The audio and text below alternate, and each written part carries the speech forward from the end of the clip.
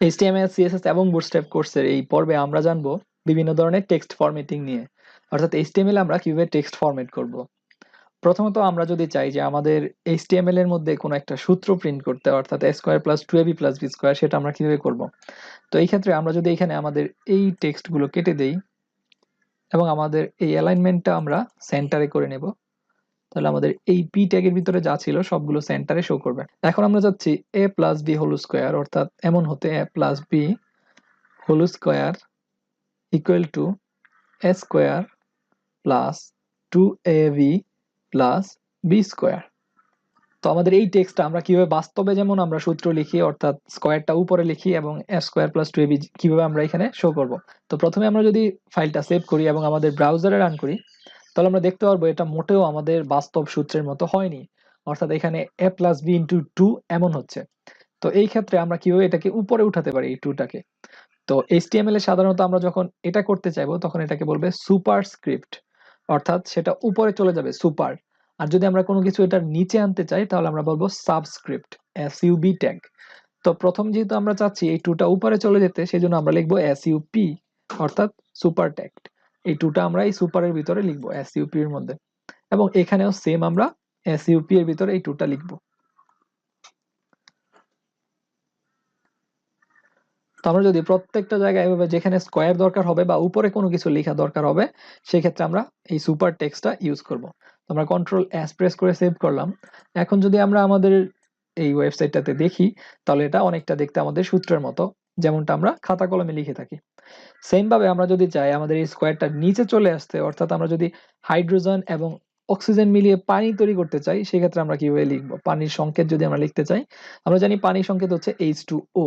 তো H2O এর মধ্যে আমাদের এই 2টা কিন্তু নিচে চলে যায়, সেজন্য আমরা কি করব, সাবস্ক্রিপ্ট ইউজ করব, SUV।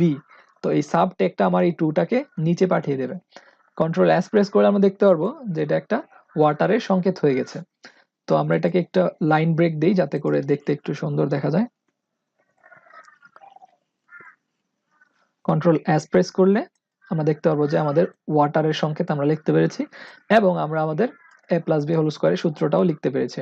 তো এভাবে সুপারস্ক্রিপ্ট এবং সাবস্ক্রিপ্ট এই দুইটা ট্যাগ ইউজ করে আমরা কোনো একটা লেখাকে ছোট বড় অথবা উপরে নিচে করতে পারি। এখন যদি আমরা চাই যে আমাদের এই লেখাটাকে একটু বোল্ড করতে, তাহলে আমরা বি ট্যাগ ইউজ করতে পারি।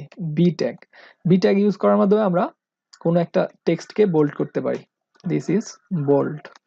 কন্ট্রোল এস প্রেস করলে আমরা দেখতে পারবো যে আমাদের এটা বোল্ড হয়ে গেছে, অর্থাৎ একটু গাঢ়, তার ওয়েটটা একটু বেড়ে গেছে। সেম ভাবে আমরা যদি চাই কোনো কোন লেখাকে আন্ডারলাইন করতে, সেজন্য আমরা ইউ ইউজ করতে পারি। This is underline. Control S press করলে আমরা সেম ভাবে দেখতে পারবো যে এটা একটা আন্ডারলাইন টেক্সট। সেম জিনিস আমরা অন্যান্য টেক্সটের সাথেও করতে পারি। তো এখানে আমরা দেখলাম যে কিভাবে বোল্ড করতে হয়, কিভাবে আন্ডারলাইন করতে হয়।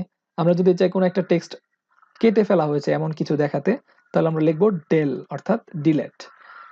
This is deleted. তাহলে আমরা কন্ট্রোল এস প্রেস করলে দেখবো যে আমাদের এই টেক্সটটুকু দেখাবে যে সে কেটে ফেলেছে।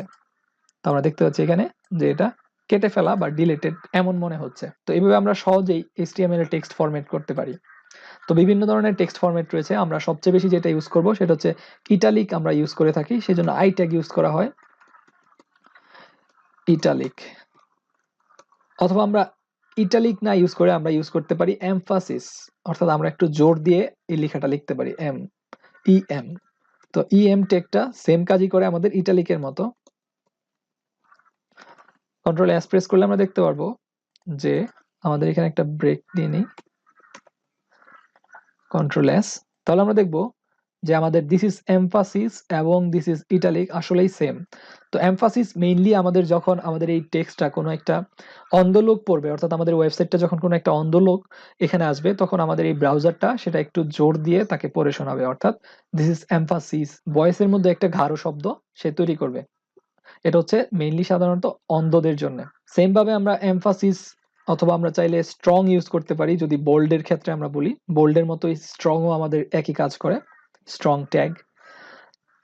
তো এভাবে ভিন্ন ভিন্ন ট্যাগ ইউজ করে আমরা আমাদের টেক্সট ফরম্যাটিং করতে পারি HTML এর মাধ্যমে। তো আজকের এই ভিডিওতে আমরা দেখেছি কিভাবে আমরা HTML এর টেক্সট ফরম্যাট করতে পারি।